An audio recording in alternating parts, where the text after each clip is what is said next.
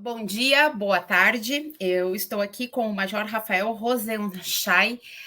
Major Rafael Rosenstein, muito obrigada pela sua participação aqui conosco. É feriado aqui no Brasil, aí em Israel não é, e mesmo que se fosse, vocês estão numa situação de guerra. Você é brasileiro, Rafael, do Rio de Janeiro, e está desde 2004 em Israel. Tem uma missão extremamente importante junto ao exército do país, que hoje enfrenta uma guerra com o Hamas, passa por essa guerra, e logo no início desta missão, Major Rafael, o senhor teve um trabalho um tanto quanto dolorido, que foi de ser o porta-voz da morte às famílias que perderam os seus entes queridos durante o ataque do Hamas. Para a gente começar essa entrevista, eu quero lhe agradecer mais uma vez e queria que o senhor pudesse me falar um pouquinho de como que foi essa trajetória até chegar a esse momento tão difícil de ter que ser o porta-voz dessas notícias às famílias. Mais uma vez, muito obrigada pela sua participação. Obrigado, Yara. É um prazer estar aqui com você. Há 40 dias atrás, o grupo terrorista do Hamas invadiu o território de Israel, assassinando 1.200 pessoas, a grande maioria civis, invadindo um festival que estava acontecendo no sul de Israel, em um feriado judaico.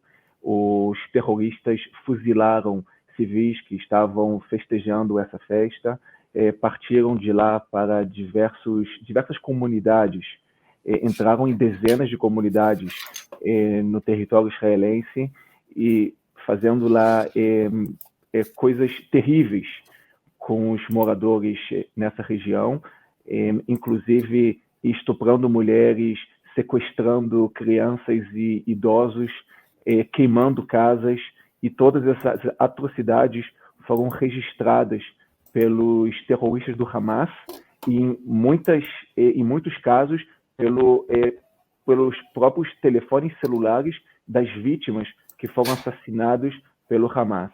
Como você citou, Yara, na primeira semana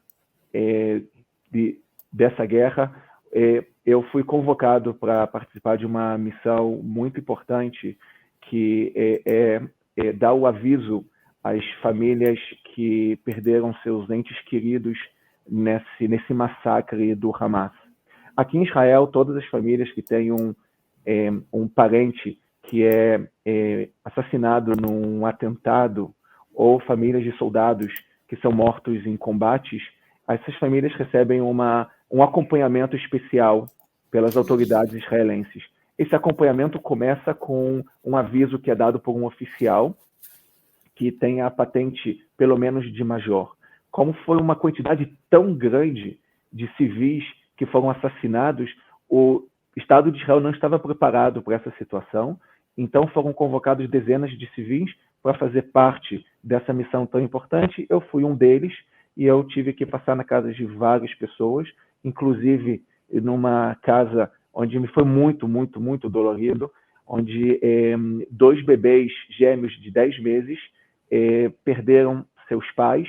O pai e a mãe foram assassinados na comunidade que viviam no sul de Israel, e antes de serem assassinados, os pais conseguiram esconder os bebês num quarto antibomba, num bunker, e nesse bunker os bebês ficaram 10 horas até que chegaram os soldados e conseguiram socorrer esses bebês. Então, e no caso, o aviso foi dado à família das vítimas, os pais, familiares dos que foram mortos. Sim, então eu fui até a casa dos avós dos bebês para poder dar a notícia que os pais foram assassinados, porque a identificação dos corpos, como os corpos estavam em situações muito, muito complicadas, porque parte dos corpos foram queimados, muitos foram queimados vivos, com as mãos acorrentadas. Então, muitos corpos foram identificados somente muitos dias depois desse massacre. Então, nós tivemos que dar esses avisos alguns dias depois do 7 de outubro, e até hoje tem famílias que, infelizmente, ainda não receberam um aviso, e os parentes são considerados como desaparecidos até o momento. Major, o senhor consegue recordar quantas famílias receberam a notícia de morte dos seus entes queridos por meio das suas palavras? O senhor consegue lembrar quantas foram? Eu passei na casa de 5 famílias e foram, na maioria das vezes, foram mulheres de entre 14 a 20 anos que foram fuziladas pelo Hamas no festival que estavam aproveitando nesse feriado judaico, e os terroristas do Hamas assassinaram a sangue frio essas mulheres, e eu fui dar o aviso aos pais. Então, 5 famílias. Esse trabalho, ele já foi suspenso, Major? Há ainda pessoas não identificadas que o governo de Israel, o exército israelense, ainda, nesse momento, não sabe se elas estão sob a guarda, o sequestro do Hamas, ou elas ainda não foram identificadas. Como é que está essa situação? Infelizmente, a minha missão terminou quando uma quantidade de mais ou menos 200 corpos não foram identificados e estavam em uma situação muito, muito complicada para serem identificados, mesmo utilizando as maiores tecnologias do mundo, estava com uma dificuldade muito grande para identificar os corpos. Então, a nossa missão foi encerrada e, infelizmente, foi passado para os oficiais que alguns corpos, infelizmente, terão que ser enterrados em vala comum, que é a primeira vez que isso será acontecido com o povo judeu desde o Holocausto. O meu avô, ele me contava histórias parecidas. Ele foi sobrevivente de Auschwitz e ele chegou no Brasil depois da Segunda Guerra Mundial, depois do Holocausto, e ele me contava essas histórias, e eu nunca imaginava que essas histórias voltariam a acontecer. Só que o que ele me contava, que eu via nos vídeos em preto e branco, dessa vez nós podemos perceber todas essas atrocidades registradas ao vivo pelos terroristas do Hamas. Certo.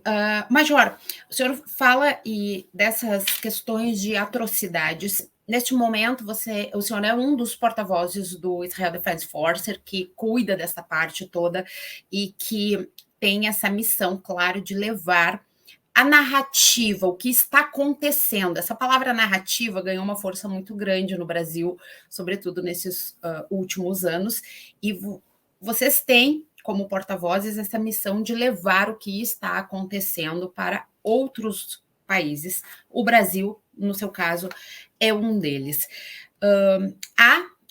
Aqui no Brasil, inclusive por parte do próprio governo do Brasil, manifestações de que o governo de Israel está agindo de forma desproporcional em relação a Gaza, principalmente numa batalha contra o Hamas, atingindo a população civil. Qual é o posicionamento que o senhor traz em relação a isso?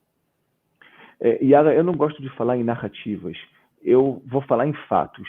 E os fatos são os seguintes. O grupo terrorista do Hamas invadiu o Estado de Israel e começou essa guerra contra o Estado Democrático de Direito, que é o Estado de Israel. Essa guerra, ela não é uma guerra simétrica. Essa guerra, ela está sendo administrada entre um grupo terrorista que desobedece todas as normas possíveis do direito internacional e um Estado Democrático de Direito que obedece todas as normas do direito internacional. O direito internacional, ele tem tem 4 princípios básicos, que é a necessidade militar dos ataques, a distinção entre civis e militares, a humanidade e a proporcionalidade. A necessidade militar é muito clara. A necessidade militar dessa guerra é para que o exército de Israel possa eliminar qualquer dano, qualquer ameaça que esse grupo terrorista ele representa para o Estado de Israel. O grupo terrorista do Hamas tem como objetivo acabar com o Estado de Israel e não formar um Estado palestino. Esse é o objetivo do Hamas, e o que ele tentou fazer no dia 7 de outubro foi só o começo desse objetivo final. Como disse o próprio porta-voz do exército, do grupo do Hamas, o 7 de outubro foi só o primeiro dos vários 7 de outubro que virão no futuro. Então, para acabar com essa ameaça que o grupo do Hamas representa para o Estado de Israel, tem uma necessidade militar enorme de acabar, de desmantelar a capacidade militar terrorista desse grupo do Hamas. Mas, Major, é necessário, eu lhe questiono, quando o senhor fala que para acabar com qualquer dano, com qualquer ameaça ao Estado de Israel, é necessário combater o Hamas. Mas, neste sentido, é necessário também a morte de tantos civis em Gaza? Tantas Lógico crianças, tantas mulheres morrendo, como nós temos visto hoje? Lógico que não.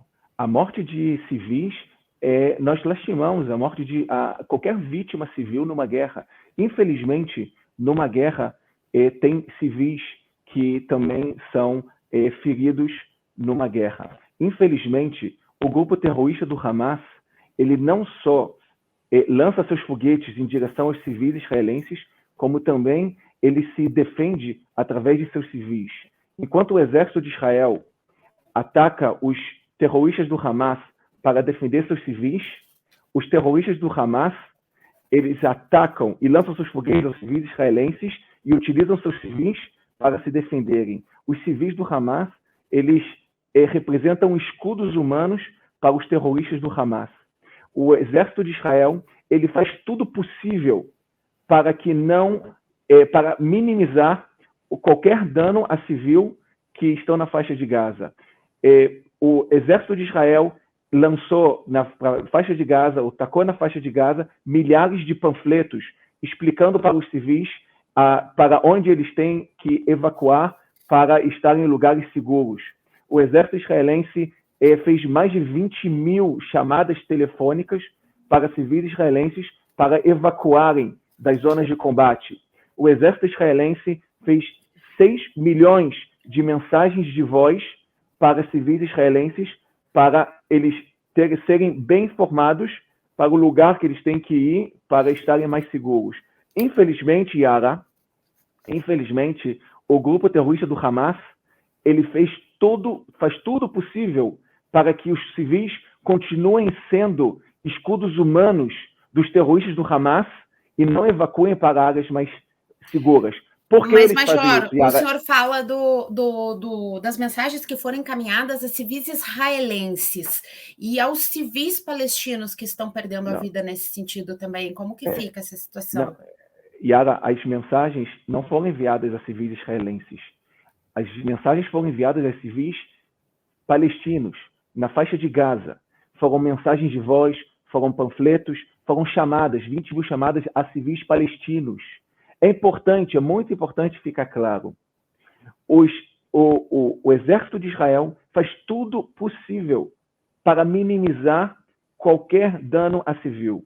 O grupo terrorista do Hamas faz tudo possível e necessário para aumentar o dano a civis. Porque os civis, para os terroristas do Hamas, eles são o seguro de vida para eles. Os civis são considerados para o Hamas a última defesa, a defesa ultimativa, para que quanto mais mortes de civis tenham na faixa de Gaza, então terá, na visão dos terroristas do Hamas, uma pressão internacional para que o exército de Israel pare com essa guerra e tenha um cessar-fogo. Mas tem que estar muito claro, os civis não serão um seguro de vida para os terroristas do Hamas. Essa guerra será terminada com os terroristas ou rendidos ou mortos pelo Exército de Defesa de Israel. Nem que para isso, Major, quando o senhor fala que os civis não serão segurança para o Hamas, essa guerra vai, o senhor coloca aqui nas suas palavras que essa guerra vai chegar a um fim e que Israel, nas suas palavras, irá vencer essa guerra.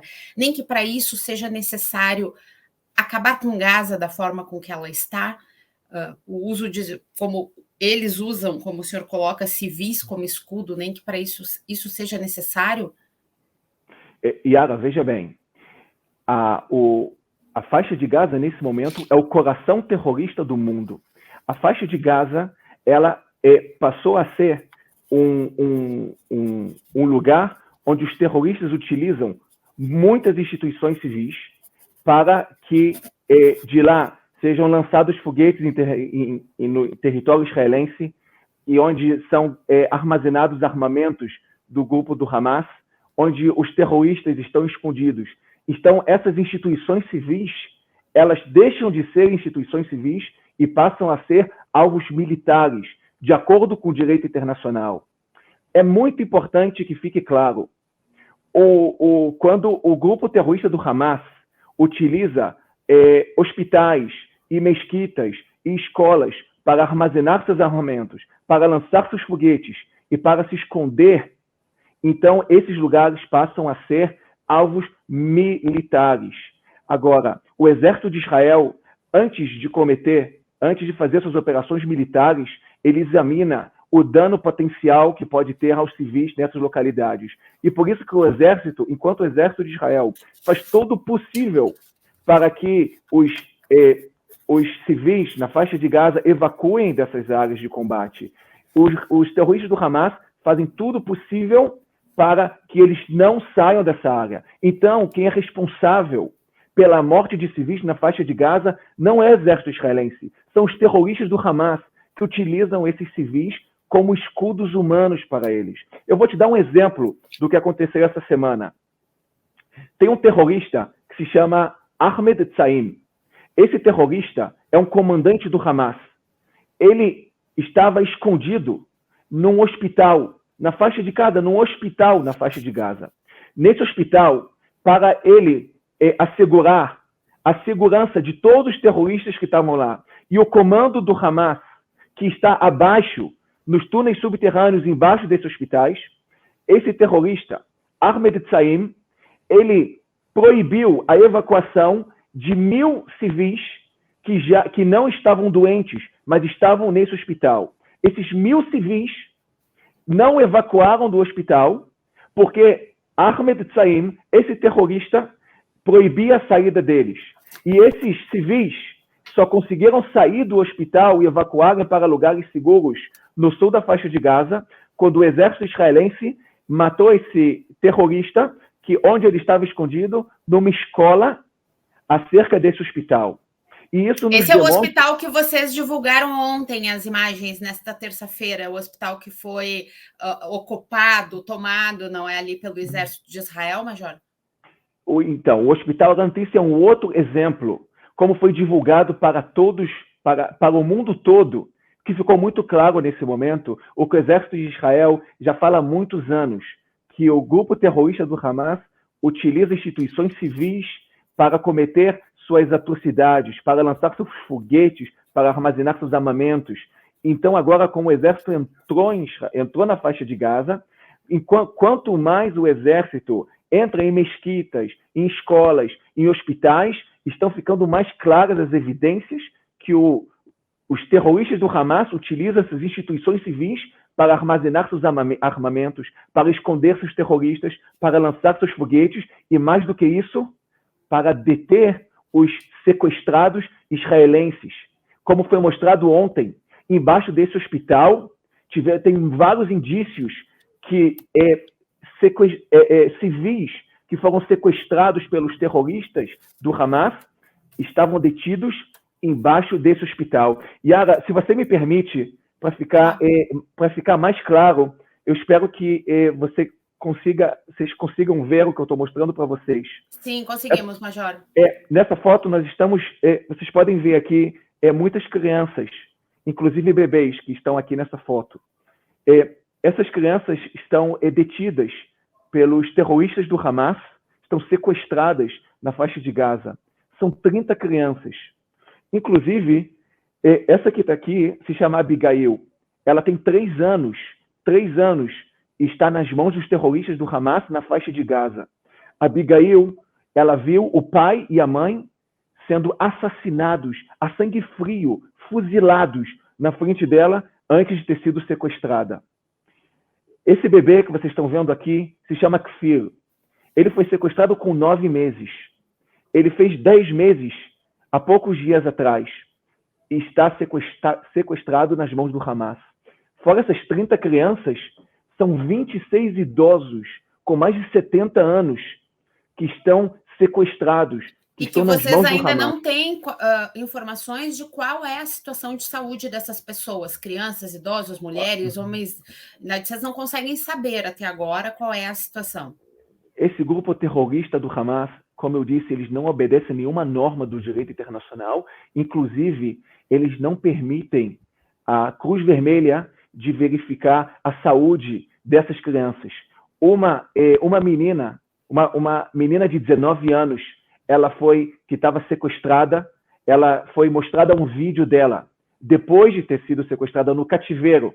E ontem foi publicado que ela foi assassinada. Ela foi assassinada pelo grupo terrorista do Hamas no próprio cativeiro.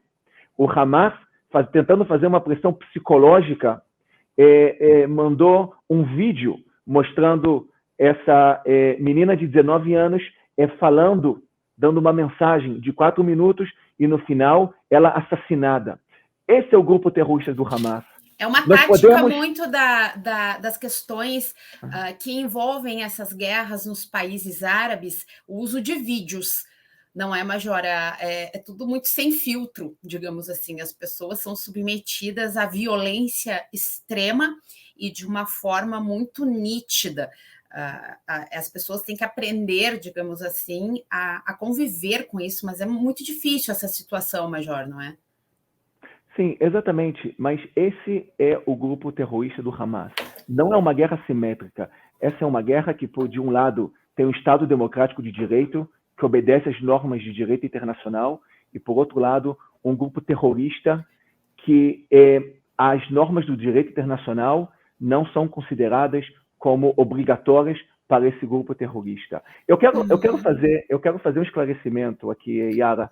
Eu sei que nós estamos chegando no final, eu também preciso já sair. Daqui a pouco o seu assessor aqui fica me mandando mensagem que nós já estamos estourando o tempo, Major. Sim, porque realmente eu tenho algumas reuniões, eu preciso sair. Mas eu quero muito fazer mais um esclarecimento muito importante, Yara. Você está falando com o porta-voz do Exército de Israel. Eu estou aqui para responder qualquer pergunta que tenha a ver com as ações militares do Exército de Israel. E como eu deixei muito claro, todos os objetivos militares nessa guerra são alvos militares na faixa de Gaza. Os civis não são alvos militares. Infelizmente, muitas vezes tem civis que são feridos, que são vítimas dessa guerra. Infelizmente, e nós lastimamos muito, enquanto os terroristas do Hamas eles festejam a morte de civis israelenses, nós lastimamos a morte de civis palestinos. Agora, eu sou o porta-voz do Exército de Israel e estou dando essa afirmação. O porta-voz do Hamas se chama Razi Hamad. Ele, logicamente, não está na faixa de Gaza. Ele não sofre com seus civis. Ele está fora da faixa de Gaza, no ar-condicionado, nos melhores hotéis. Ele deu uma entrevista à BBC e foi perguntado por que no dia 7 de outubro, tiveram tantos civis massacrados, fuzilados pelo Hamas. Você sabe qual foi a resposta dele, Yara? Eu acompanhei a entrevista. Então, vamos dar a todos os que estão nos assistindo... que inclusive foi para um colega nosso brasileiro, ele trabalha na... Yara, é importante a todos que estão nos assistindo que saibam qual foi a resposta do porta-voz oficial do Hamas. Razi Hamad, ele disse o seguinte quando foi perguntado por que tiveram tantos civis mortos durante o ataque de 7 de outubro. A resposta dele foi o seguinte, abre aspas, eu quero terminar essa entrevista. Fecha aspas. Ele levantou.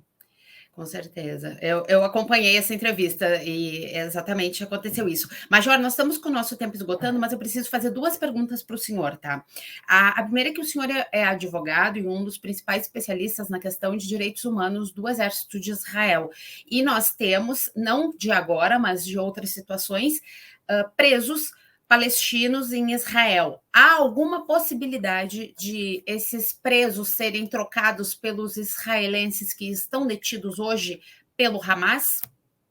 Yara, qualquer decisão que tenha a ver com troca de de prisioneiros e de reféns, de sequestrados que estão pelo Hamas, que os civis israelenses eles estão sequestrados pelo Hamas na faixa de Gaza.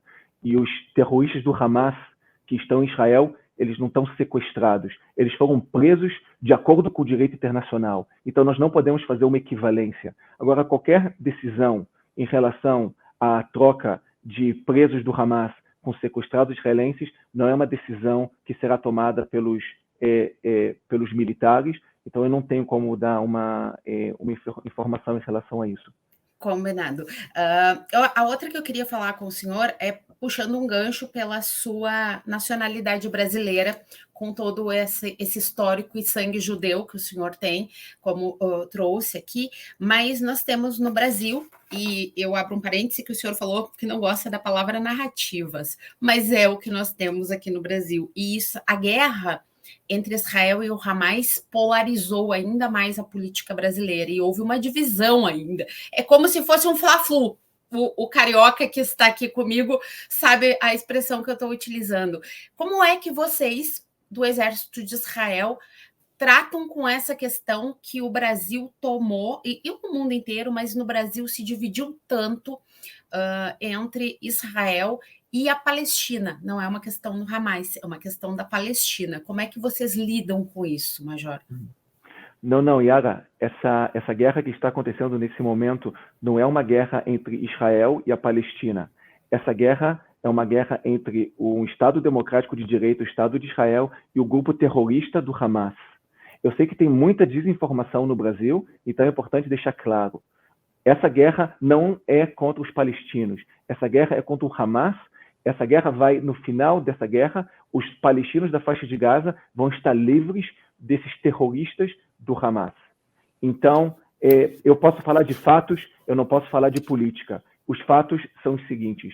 O exército de Israel está administrando uma guerra que não é simétrica, uma guerra em que o outro lado são terroristas que não obedecem ao direito internacional. O exército de Israel, com toda a complexidade que tem numa guerra em que a outra parte não respeita o direito internacional, o exército continua respeitando todas as normas internacionais e com toda a complexidade que tem nisso, mas mesmo com essa questão, o exército vai alcançar o objetivo dessa guerra, que é desmantelar a capacidade militar do Hamas na faixa de Gaza. Yara, foi um prazer estar com você. Eu realmente Major, só para finalizar uma coisinha bem rapidinha, o senhor fala da questão da desinformação. Demorou muito para o presidente Lula aqui no Brasil classificar o grupo terrorista Hamas como um terrorista, e essa era uma situação que vinha sendo levantada. Vocês consideram que essa demora dele ficou ruim auxiliou na desinformação, como o senhor coloca aqui no Brasil? Yara, eu não vou me relacionar com o que foi feito por políticos. Eu posso deixar muito claro que um grupo que assassina mulheres e crianças e fuzila civis e sequestra crianças e idosos e lança mais de 10 mil foguetes contra civis no território israelense, fica a critério de vocês se isso é um grupo terrorista ou se isso não é um grupo terrorista.